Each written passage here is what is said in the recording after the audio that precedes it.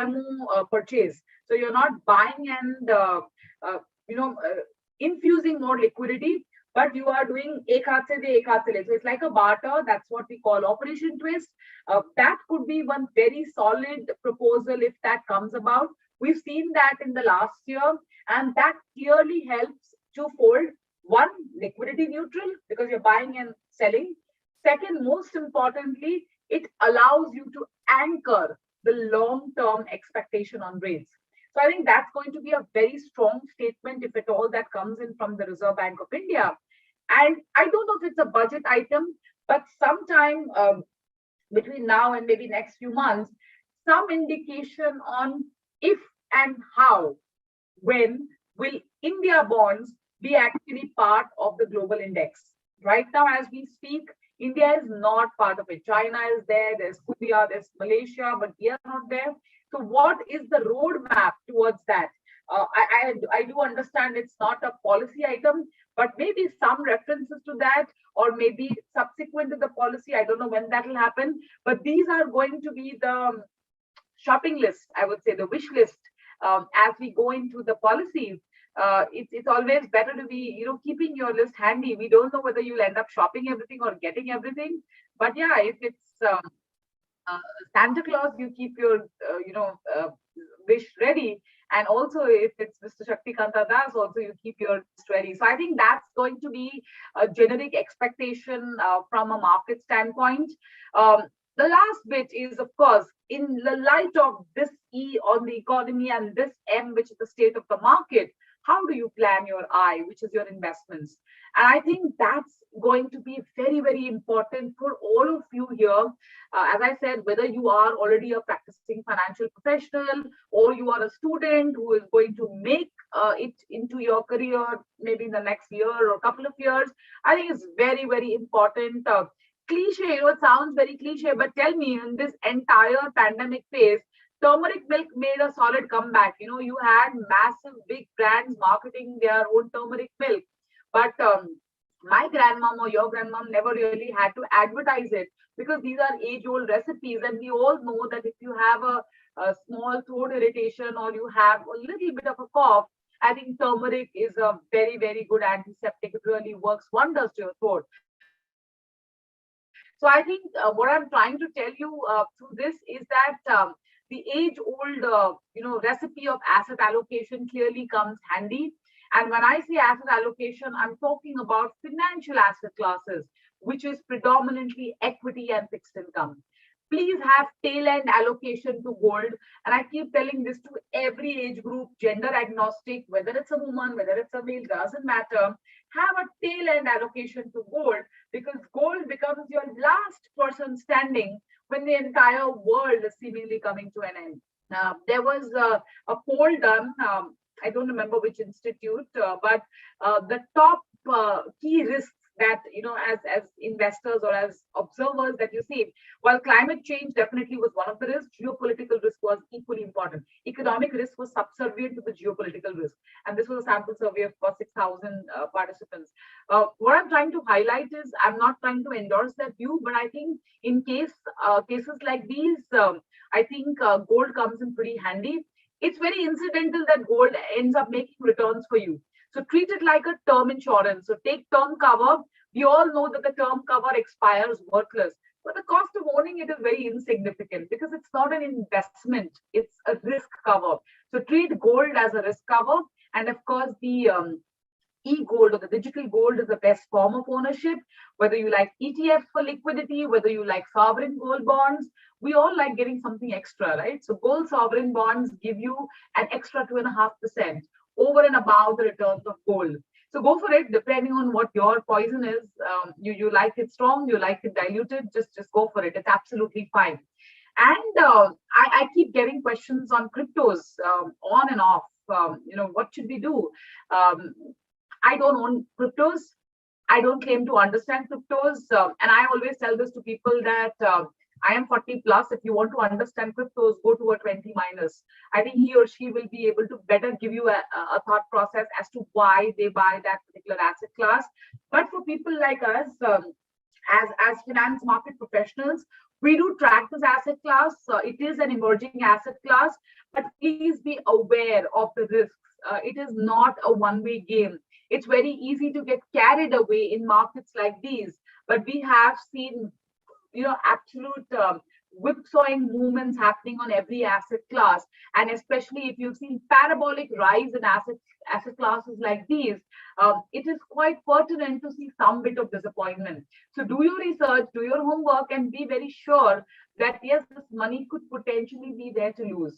But for everybody else who seeks lesser adrenaline rush, I would say the wealth creator or the wealth builder in your portfolio ought to be equities. And this is one, I would say, antidote to inflation, because inflation is going to be the lingering monster or the lingering villain of your lives. Whether you slay it in the beginning or slay it at the end or just after intermission, it doesn't matter. It is going to keep, recurring itself, and there are going to be multiple mutations of this inflation variant. So be very mindful of the fact that the one asset class which can stand rock solid against your war with inflation is going to be equities. It's not going to be a dead man's heartbeat. It's going to be a wobbly ride upward, especially given the fact that in 2021, you saw significant and how returns on the equity as an asset class, whether you bought large cap funds, large cap stocks, or you bought a mid cap or a small cap. And finally, on the fixed income part, fixed income is like your good old lemon juice or nimbu pani. You can have it in any season. It's a wealth stabilizer to your portfolio. When you're starting off at an early age, try to keep less of fixed income in your portfolio. But it's not just starting off. If you have a massive capital expenditure every 2 years because of your compulsions, then try to have a reasonable equitable mix of fixed income and equity in your portfolio. But the most important lesson that I want to leave you today is please don't succumb to the emotions, which is greed and fear. I think that's the biggest lesson that markets have taught me specifically. And I think that's true for most of us who are operating in this market, that please don't invest being guided by emotions. That is your biggest enemy. It becomes biggest impediment in way to your wealth creation. Baki sab badhiya, Varun Dhawan in movie Sui Dhaga actually said, chhajje se paani hota hai, and he says sab badhiya hai. So if you manage these things, if you are able to not act just out of instincts, but out of logic and stick to a discipline, I think discipline is the keyword, then I don't think anyone can come in the way of your wealth creation and ensuring that you have a happy ending. So that's it. I will pause here. I think I have covered reasonable ground. But yes, if you have any thoughts, anything specific that you want me to address, please feel free to go ahead. That was amazing, Lakshmi. You have covered every aspect of the budget. So I have one personal doubt. I usually talk to leaders on analytics, role of analytics in finance industry, finance and asset management. So what's your view on that? So do the students or the working professionals at this point of time need to focus more on analytics part? Analytics are very, very important. The joke goes that if you torture data, it will confess. We don't need to torture data, but I think you need to be having a hub of analytics, numbers, and for the markets, I think numbers do make a lot of sense. In that context, I would say, just adding on to your point, apart from analytics, I think one needs to focus on the quantitative aspect of investing. So yes, there is the fundamental way where you evaluate companies, you evaluate stocks, you evaluate fixed income, you evaluate every asset class, but incrementally having an overlay of the quantitative elements, which I call it quantamental, I think is going to be the buzzword for the next few years. Equip yourself with the relevant or the requisite technical skills which will allow you as an enabler in this journey. So yes, analytics are going to play a very, very critical role. And as I said, if you overlay the quant over the quals, I think that's what makes it a deadly combination. All right. Thank you, Lakshmi. I have one question from here. Ma'am, she wants to know more about index fund. So index fund, Hiral, is nothing but buying the market.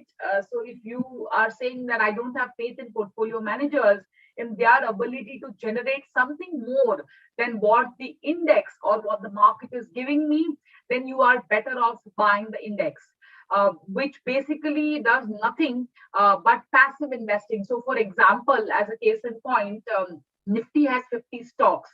So if you buy a large cap fund, then the large cap fund need not necessarily stick to Nifty stocks, but they will try to stick to their benchmark, which could be Nifty, it could be BSE 100, it could be anything else. They will try to stick, but they will try to do their own stock selection to be able to deliver something extra over the benchmark, which is their respective benchmark. And that's something extra in our language in fund management is called alpha, that additional over the benchmark.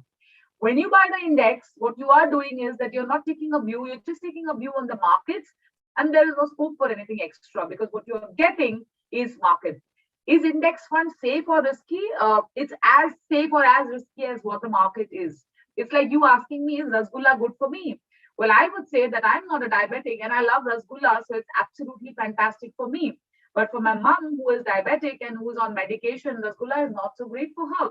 She might still have one odd in a month, but on a regular basis, even if she has a sweet tooth, she has to control.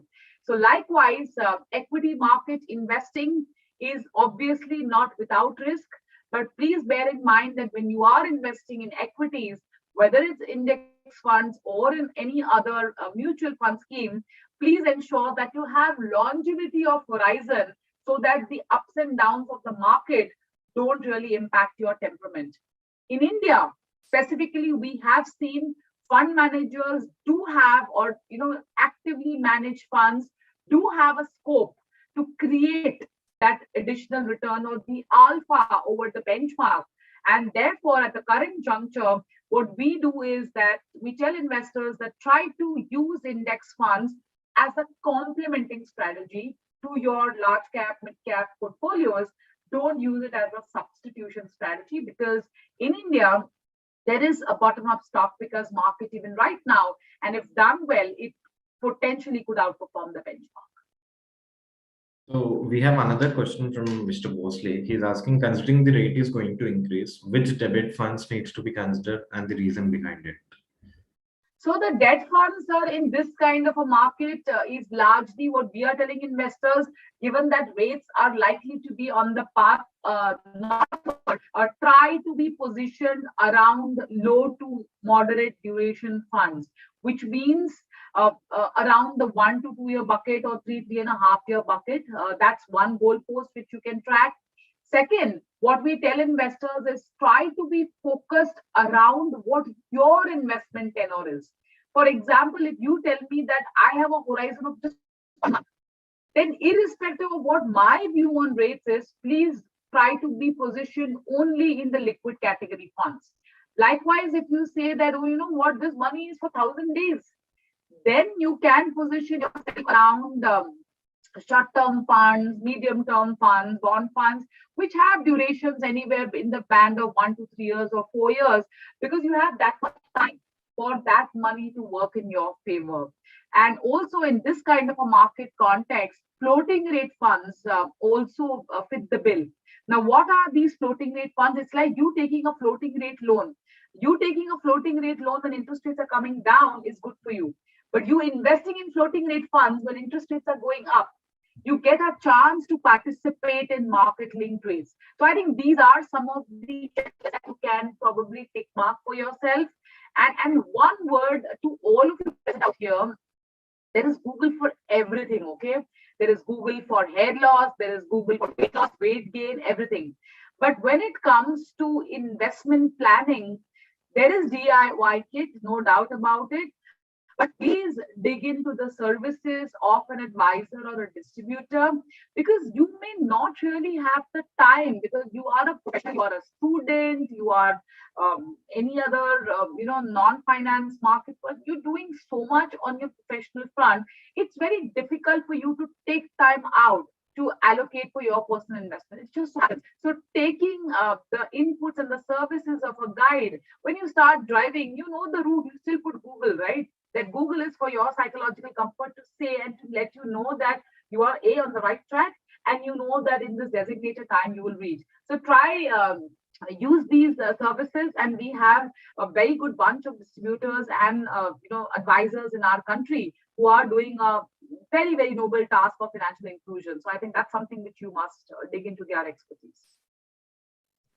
All that. And Apurva is asking what should be the basis for investing in the stock market? Money. You have money, you have risk, you have time. I tell people that put your money, assuming that, and I think this is Warren Buffett's quote, if I recall correctly. But it doesn't matter who said it. What is important is you take the message home. That assume that investments are going to shut and you're not going to get an exit. So I think that's going to be your primary basis. If you are a short-term investor, you want quick fix solutions. This is the world of IG, as I call it. When I say Instagram, my son says, "Mom, it's IG." So even Instagram is short into IG, where you put up a post or a reel and you want instant likes. So this is the world of instant gratification. Equity markets are not. So have your risk appetite fairly etched in. The basis has to be your conviction on the long-term growth prospects of an economy, whether you're investing in India or you're investing abroad. I think India seems to be one of the strong candidates, as I say. It was a very strong contender in last year as a student of the year. It equally is a strong contender this year in terms of its GDP growth potential. And I think when you are convinced of the long-term fundamentals of a country like India, if we are talking about investments in Indian equities, I think that should be your strongest basis and case for allocating monies in Indian equities, or for that matter, any equities for the long term. Understood. So Zach will try to unmute few of the candidates. Yes, if you want to ask any questions to Lakshmi, you can please raise your hand. We'll unmute you and you can have it. I think Himali wants to talk to you. Zaki, can you unmute Himali? Yeah. Hi, Himali. My apologies. I think that was a mistake. I'm so sorry. Oh, no problem. So we have another question, Lakshmi. Like, considering the growing call of raising interest rates by industry due to excessive liquidity in system, could it lead to increased credit or default risk, as it will take time for economy to stabilize? What's your view on that? No, you're saying that because of liquidity, interest rates should go up. Is that your question? Correct. No, so the two are not strictly related. Just because you have liquidity surplus in the system doesn't mean that interest rates have to be inched up, or interest rates have to be hiked. The way you need to look at it, yes, surplus liquidity can be an impediment to monetary policy transition. So that definitely is a case in point. But as I said, the Reserve Bank of India, for example, has already started normalizing the liquidity. Where were you in the month of November, December? You were only doing one day, every day UPS bankers, suppose we're all 40 plus people in this room, we're all lending money to RBI at the reverse repo rate, and that's about it. Next day again you come, again you lend. Now what RBI has announced, at least, and it's working pretty fine, is that, okay, you have this money, lend to me for 3 days, 7 days, 15 days, 28 days. So they started elongating the time that they are, taking money from you. Because of that, the short-term rates have already started inching up. Once that is done, and then you move from accommodative to neutral, that is when the Reserve Bank of India will actually take stock, being mindful of growth, that how much we need to tighten. Because today, if you see in India, credit offtake is nowhere near certain, but corporate India is growing. So I don't think you need to tighten rates just because there's high-end liquidity. And this certainly doesn't tie into corporate defaults, because hiking rates again does not lead to deteriorating balance sheets. Cost of borrowing will go up, no doubt about it. But overall, even you have, as I said, revenue growth expanding, earnings growth resultantly expanding, and the overall balance sheet growing. So all therefore the costs pretty much get absorbed. So again, that does not tie into a credit worthiness of a particular corporate. Understood, Lakshmi. There's another question from Dhruv. What's the current take of fund managers and AMCs on ESG? Will it be one of the major non-financial indicators for investing?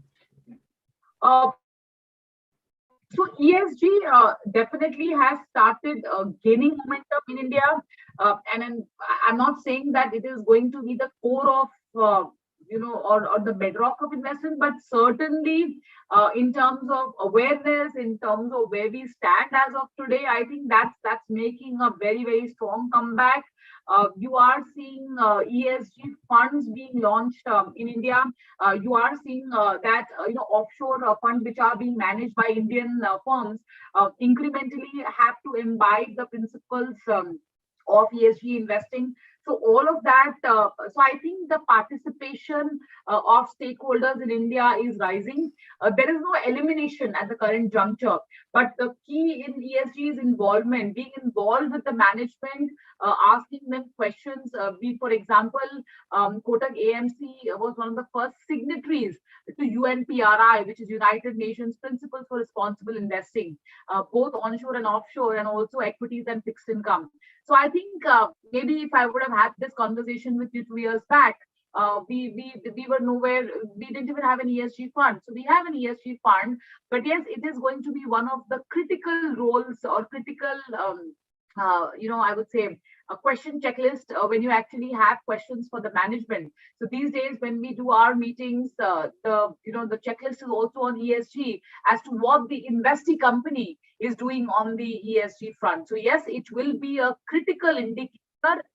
It will not remove that particular investee company as yet from the portfolio, but we do assign, as I said, the ESG scores, and there is active engagement and involvement with the boards, with the management to progress in the right direction to make the right fit in the portfolio. Understood, Lakshmi. I think Zaki, can you please add Apurva as well? She has raised the hand. Maybe she has some questions to ask. Yeah. Hi, Apurva.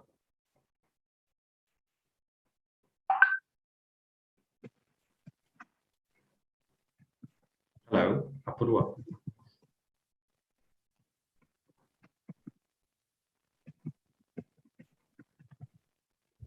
I think she is facing some issues.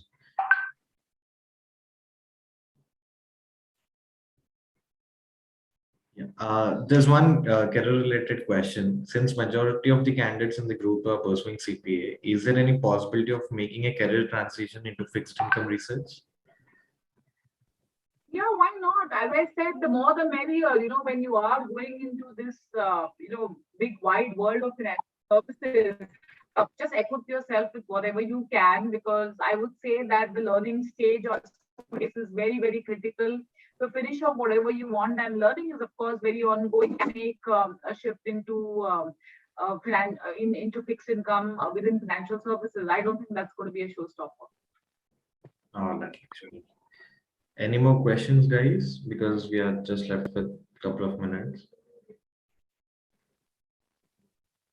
So there's one more question from Mr. Piyush. He's asking also if there are any professional certifications which we can pursue, like FRM, CFA, which could help them in going in this direction. Yes, CFA is good. If you're doing an MBA, finance is more generic in nature. CFA gets you a little bit more into the groove. That's certainly important. There are a few chartered accountancy kind of a background. So any form of knowledge or any form of education that you garner, and of course, as I said, be a keen observer, read more, observe more. I think all of that put together, will make you a slightly more fully grounded or fully rounded kind of a profile to make it to the market. But yes, you can any of these, as you mentioned. FI is more from a risk perspective. It covers and encompasses various kinds of risk. Maybe not directly like a market role, but it's not completely irrelevant too. But from my perspective, I think a CFA is a much more potent, profile if you are able to do your CFA, which I think, if you are interested in numbers and if you are interested in the markets, it will pretty much be a cakewalk. All right. And any suggestions on books which we have to read about to know more about investing, Lakshmi? There are many, Akshay. There's not just one book, but there are several of them. And as I said, I have, depending on what stage you are in terms of your inquisitiveness, in terms of your own profile, in terms of your own understanding. I think there are multiple books which are available. So if you just do a random Google also on investing books, you can read multiple. So if you want to do on index investing, there is Google. If you want to read value investing, there is one set of authors. If you want to read all about how Warren Buffett did his investments right as when he was a teenager, there are loads and loads. You just don't need to even read the book. You just need to read Berkshire Hathaway annual report. That's another thing which I really stress on. If you really want to read more about modeling and a little bit of how Black-Scholes used to work and how you know entire this works, then you can read Nassim Taleb because he has written a couple of fantastic books. So there are multiple books. As I said, keenness, curiosity, inquisitiveness, and that drive and that hunger to keep wanting to put yourself to the next level. I think that will be a very very key driver as to where you will be 5 years from today. I think that's going to be very important because everyone has access to the same information, right? I think most of us are there on Twitter, most of us are there on LinkedIn. These are two platforms which have enough and more, knowledge series which are made available to you free of cost. So I think invoke all of these, have thought leaders. There are quite a few thought leaders in the financial world who do carry very, very good content on their respective handles, both international and domestic. So I think these are some of the places where you can get your daily dose of wisdom and knowledge. Absolutely, Lakshmi, that makes sense. Can the RBI go for even long tenure reverse repo theoretically to withdraw liquidity? This question is from Himali. Yeah. There is anything is possible. Right now, we are doing up to a month. Can it go to 60 days? Can it go to 90 days? There's nothing stopping them from doing that. But I think looks like at this juncture, we seem to be fairly okay on the liquidity front. I think the most important thing from RBI will be to hear on their stance. Are they ready to move from accommodative to neutral? Are they okay narrowing the gap between reverse repo and repo? I think those would be, liquidity is no longer a monetary policy item because it's happening. The announcements of even if they were to do 45-day repo or 60-day repo, that need not really wait for the policy. It can happen after policy as well. Yes, Lakshmi, that's true. One question from Apurva. She's like, students like to invest, but it's more of risky. So what's the best move which a student can do whenever he is investing into the stock market? No, so for students, who don't really have a steady stream of their own income, for instance, it's okay to stagger investments, or you might be getting your own, financial support from your parents. I think I strongly believe, and I didn't do that as a student, okay, and I believe it was a mistake. I used to also get my dose of pocket money, and I believed that splurging it all was the right way to live life, only to be proven wrong, or to be proven otherwise. So I would say, even as a student, and as a student, why do you want to be less risky? I don't understand. As a student, at the age and stage which you are, Apurva, the risk appetite should be fairly high because there is no expectation from you to do massive, expenditure in the first few years of your earning career. So I think, as I said, try to create or chart your own financial risk profile. Try to put in your liabilities, assets, because as students, some of them may have student loans as well. So your objective should be to pay that off ASAP, so that you get liability building on your savings, and then channelize that into investments. And I disagree with your statement that you see people investing and they're losing money. You invest and lose money only if you don't have discipline. If you are, it's like this, your doctor has told you eat these tablets 3 times a day. If you eat once, the breakfast, lunch, and dinner all together, you're going to have indigestion. It is going to aggravate your pain. It's not going to release you of your pain. So my only thing is that if you are indisciplined, you work hard to lose that money because you are, as I said, you're tempted to short it when it's falling. and then say that, oh, I was right, and then start buying when the markets, you do all sorts of such short-term quick fixes. They do not really work in the investment world. So stick to what your guidelines are. And then there is dime a dozen data even on internet that if you look at Sensex or Nifty, and these are market indicators over long-term periods, have they given you negative return at any time period? Whether you look at 5 years, 7 years, 10 years, the incidence of negative returns have kind of got down to zero. But yeah, if you see 3-month basis, 6-month basis, could there have been negative returns? The answer is 100% yes, because you are investing in markets and you are not investing, as I said, saying that, assuming that it's going to be a dead man's heartbeat and the prices are not going to fluctuate. It's just going to be straight line linear moving upward like the interest you accrue in fixed deposits. It's not going to be that way. So I think keep in mind the longevity, the more time you spend the market rather than trying to time the market. I think that is what will give you a recipe of long-term wealth creation and sustenance. That's a great piece of advice, Lakshmi. No risk, no gain.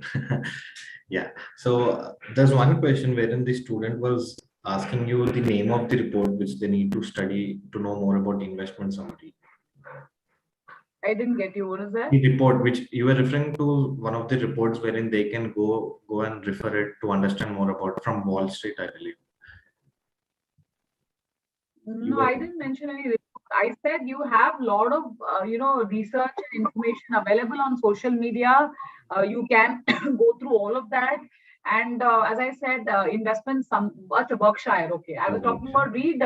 Berkshire is a mecca. It's an event for all the finance market professionals. So please do read that. It's available on their website. All right, Lakshmi. Sripal, would you like to add anything? Hi Lakshmi, actually I just had my dental treatment, so that's why I couldn't join the session on time.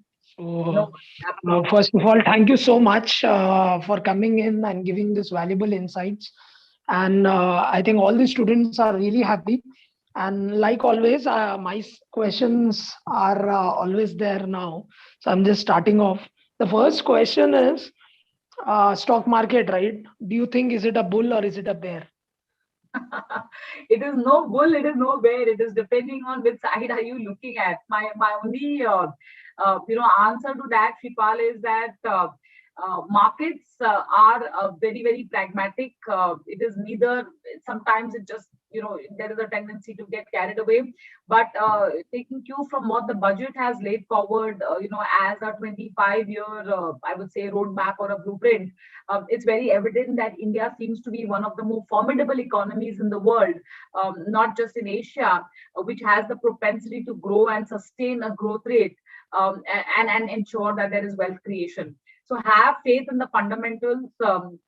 Near term, it can be going either which ways, which nobody has a control on. And every year, if you look at the last year's returns and you try to base your investments based on that, that's sure recipe for disaster. So I think be a long-term investor, invest with your risk appetite in mind. I think that will make you fall in love with equities. Thank you so much, Lakshmi. So second question is, there's a lot of talk about stock market 2.0 because we are going to cryptos and the investing thing is just moving off from stock market to crypto market. Now that fixed income is, you are there and you have been working so many years in that segment. So as an investor, do we also look beyond the stock market now on our investments? Like we have the RBI floating rate bond. If you see that it is like 7.75 and it's a risk-free bond which we have. Right. So as a student, right, and as a professional, do we just need to stick to stock market, or there are a lot of bond market here or bond investments which are coming up, just not about this floating rate and about gold coming up now, silver ETF have come up. So how do you kind of allocate a portfolio? If I want to ask Lakshmi today that if she has to allocate a portfolio of 100 rupees, so what would be her allocation strategy? Is it like 20% to equity, 30% to debt, or how do you kind of design that portfolio? So Shripa, there's an ad tagline which says "Har ek friend zaruri hota hai." I say "Har ek asset class zaruri hota hai." The ratio and the proportion of your portfolio Do you like a carb-rich diet? Do you like a protein-rich diet? Do you like an overload of sweet diet? Is a function of what is your body constitution. And here, what is your financial risk appetite? What is the longevity? On the basis that I think there is scope for everything in the portfolio. It has to be a wholesome meal that you consume, not a lopsided meal. So yes, equities are important. It is a function of, and it's not a function of age. It is a function of what is the risk appetite, irrespective of the age you have, and what is the cash flow level that you can commit to really support that kind of an investment thesis. So, for example, if you ask me, my portfolio at the current juncture is does have fixed income, equities, gold, in order of equities, fixed income, and gold. I am overweight on my portfolio, personal portfolio equities, purely because I am earning a regular stream of income. So I do only systematic investment plan, old fashioned, but it's worked well for me to change that. And I do have fixed income for some exigency, etc. And I do have tail end allocation to gold. So these are the three asset classes which are part of my portfolio. Now, obviously, some real estate. I live in a house which I own, so obviously that investment is okay. No intention and no love for real estate beyond that. There are other asset classes I did mention, as we were chatting. I don't claim to have any mastery or any great knowledge on any of these. So yes, if your risk appetite, if you have an appetite for bungee jumping, and you don't have vertigo, then you may as well experiment. But for all you know, you realize that you were a pediatrician just when you started jumping off the cliff. So I think be mindful of all these things when you make your asset allocation. For me, this is for the last 20, 25 years. I don't see any reason to change that. And ultimately, what you have, you need your entire portfolio to be commensurate enough to be able to beat inflation and make that additional return for you. So as long as that wish is getting satiated, I don't seek too much of ambition. So I think that's something which all of you in this audience need to take the call. And as I said, DIY may not be very, very prudent, especially when you're starting off. So dipping into the services of an advisor or a distributor in this case clearly works very, very handy. So Lakshmi, I know that you never recommend individual stocks, but just as a person who has just started in stock market, on behalf of all the students, what is that one stock you would recommend to buy? And if they're just starting, they're in a starting phase. So one that stock which you feel that is really, really worth buying. I know that you don't comment on the individual stocks, but I'm just taking that liberty to ask. No, but I must answer this question very dispassionately. I am most bullish on a stock called India. So please be part of the India long-term story. In my professional capacity, obviously, I am not allowed to talk about stocks, but I think India is the place where you need to be bullish on. And when you start owning a piece of this stock, you'll start realizing, and you will actually see the compounding benefits work in your favor. So I think it's going to be important and imperative for you to have a slice of ownership in this through equity participation, because that is to aid wealth creation, and be disciplined in your investment process. Everything else, to my mind, can wait. But I think starting early, understanding the benefits of compounding, because if you understand it, you earn it, and if you don't understand, you pay it. I think these are some of the things that you need to keep in mind when you are planning your investment. So Lakshmi, just one more add-on to the same question. Which sectors do you think would bounce back very strongly, right? So we had a bit of correction here, almost like a 5 to 10% correction. And now that the market has again started moving because of the good budget which have come up, and there were not many populist measures also in the budget. But just on a conservative side, what do you think are the sectors which will outperform in the next 2-3 years? So again, I covered that, Shripal, when I spoke capital goods. There has been a significant increase in the outlay, whether you talk about equipment suppliers, road, railways, water, all these are clearly key beneficiaries. You have seen an increase in infrastructure outlay from 7.5, to 7.5 trillion rupees, from almost 5.5 trillion rupees earlier. So I think that's one positive. Whether you talk about defense allocation, again, there has been a massive jump. So I think capital goods is one sector.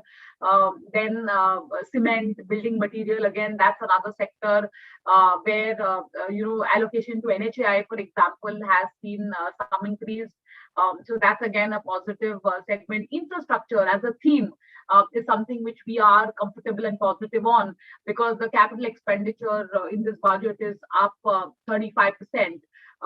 So that's again a very, very big positive. So I think these are some of the themes that we like, as sectors which one can focus on. Auto is another sector, where the battery swapping policy and the interoperability between the players, operability between the players are going to be a critical thing.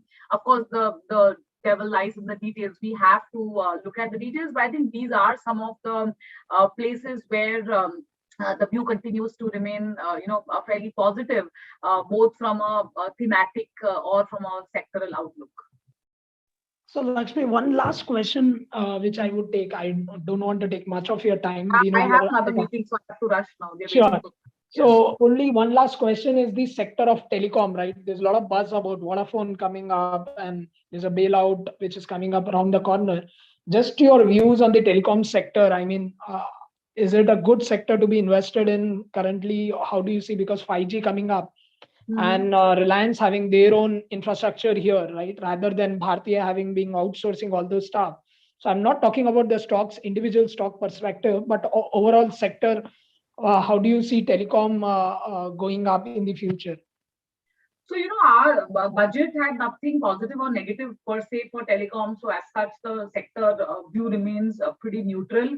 The receipts from telecom sector, I think in the budget, if I recall correctly, was estimated at close to about 53 odd thousand crores, and that has actually budgeted around 25,000 odd crores from the 5G spectrum auction. Now, the receipts were significantly higher last year because of the telecom operators' payment towards the AGR case liability. So I think at best it's a neutral view, nothing outrageously positive, and certainly nothing materially negative as such for the sector right now. Thank you so much, Lakshmi. I mean, this really helps actually, and I'm so sorry for taking out a bit more time asking those back-to-back questions. And just wanted to know one on the personality per se. When do you wake up, Lakshmi, every morning? I wake up at 6 in the morning. Okay, super. Thank you so much, Lakshmi. Over to you, Akshay. Thank you so much, Lakshmi. Thank you, Sripal sir. Thank you so much, Lakshmi. It was very insightful, and we really love the way you connected those important points with the movie concepts, where your students were really engaged at that point. We thank you again, and we look forward to many sessions from you. Thank you so much. And students and professionals, you can connect Lakshmi on LinkedIn also. So you can just be connected a post session as well. Thank you so much, Lakshmi. Thanks a lot. Okay, bye. Take care. Thank you everyone for attending the session. Take care. Thank you, guys. Thank you so much.